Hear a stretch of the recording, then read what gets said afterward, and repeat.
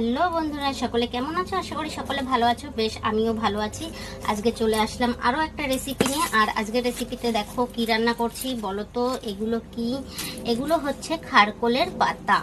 তো এই খারকোলের পাতাগুলো আমি ভাজা করব। একে আমরা খারকোলই বলি, অনেকে আবার ওলও বলে। এগুলো বুনো খারকোলের পাতা। তো চলো রেসিপিটা দেখা যাক। এখানে দেখো কড়াইতে তেল দিয়ে দিয়েছি। আর তেলটা গরম হওয়ার পরে এখানে দিয়ে দেবো আমি শস্য ফোড়ন। দেখো শস্য ফোড়ন দিয়ে দিয়েছি। এখন এর ভিতরে কিছু চিংড়ি মাছ রাখা ছিল, সেগুলো দিয়ে দিলাম। দিয়ে এতে হলুদ, লবণ এগুলো দিয়ে দেব। তো তোমরা তোমাদের স্বাদ অনুযায়ী লবণটা দিয়ে দেবে। তো এখানে দেখো আমি হলুদও দিয়ে দিলাম। আর হলুদটা একটু বেশি করে দিয়েছি, কারণ খারকোলের পাতায় আমি আর হলুদ দেব না। তো এখানে এবার লবণটাও দেওয়া হয়ে গেছে। তোমরা তোমাদের স্বাদ অনুযায়ী লবণটাও দিয়ে নেবে। দিয়ে সুন্দর করে হালকাভাবে একটু ভেজে নেবে। বেশি ভাজা করলে আবার ভালো লাগবে না, এই জন্য হালকা করে ভেজে নিলাম। আর এখানে দেখো পাতাগুলো ধুয়ে রেখেছি, সিদ্ধ করিনি, আমি বিনা সিদ্ধতেই ভাজা করি। তো এখানে দেখো পাতাগুলো সুন্দর করে ধুয়ে দিয়ে দিলাম। তো এখানে সব কিছু দিয়ে এখন এতে আমি দেব কাঁচা লঙ্কা। তো কিছু কাঁচা লঙ্কা ফেলে দিচ্ছি দেখো।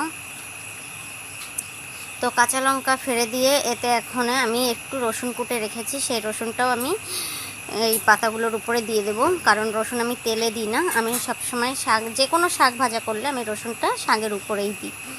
তো সেটা আলাদাই একটা টেস্ট লাগে, ভালো লাগে, গন্ধটাও সুন্দর। তো রসুনগুলোও দেওয়া হয়ে গেছে। এখন সুন্দরভাবে নাড়িয়ে চাড়িয়ে মিক্স করে নেব। দেখো সুন্দর করে নাড়িয়ে চাড়িয়ে মাছগুলো দিয়ে একদম সুন্দর করে নাড়িয়ে চাড়িয়ে নিচ্ছি। এবার এটাকে ঢেকে দেব। তো আমার নাড়ানো হয়ে গেছে, এবার আমি ঢেকে দেব।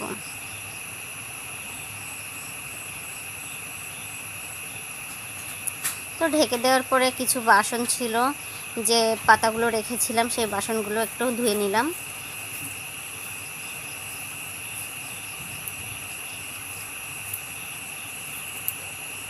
তো ভিডিওটা ভালো লেগে থাকলে অবশ্যই লাইক কমেন্ট করে সঙ্গে থাকবে। আর তোমাদের কেমন লাগে আমার রেসিপিগুলো অবশ্যই জানাবে।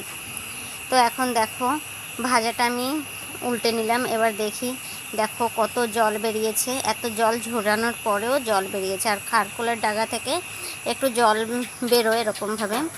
তো এই পাতাগুলোকে এখন আমি সুন্দর করে জলটা একদম টানিয়ে সুন্দর ঝুরঝুরে ভাজা করে নেব। তো দেখো এখানে ভাজাটা হচ্ছে। তো ভিডিওটা তোমাদের জন্য বানিয়েছি, তো তোমরা দেখতে থাকো।